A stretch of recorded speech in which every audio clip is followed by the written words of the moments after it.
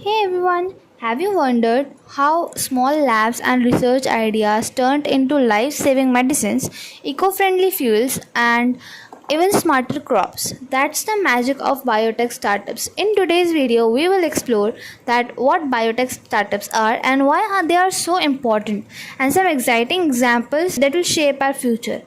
So, what are biotech startups basically? So, biotech startups are young companies that use biology and technology to solve big problems. Unlike traditional companies, they usually start from a university lab, a scientist discovery, or a group of innovators. Their work often focuses on health, agriculture, environment, or industry.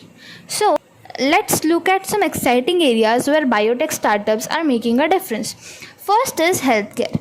So, startups working on gene therapy, CRISPR based treatments, and personalized medicines.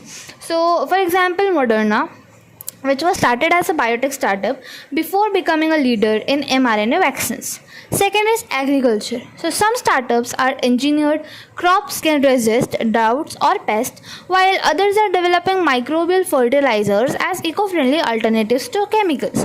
So, you can also make some startups like engineering crops which can resist the certain things like pest, or you can make some insecticide, you can make herbicide by using eco-friendly alternatives to chemicals, because these chemicals are going to harm your plants in certain ways.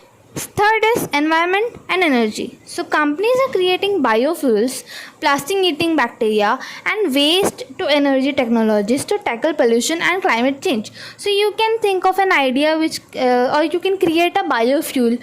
Next is industrial biotech. You can use synthetic biology, and you can design a startup by using enzymes and sustainable materials which can replace plastic and harmful chemicals. So these are some exciting areas where biotech startups are making a difference nowadays.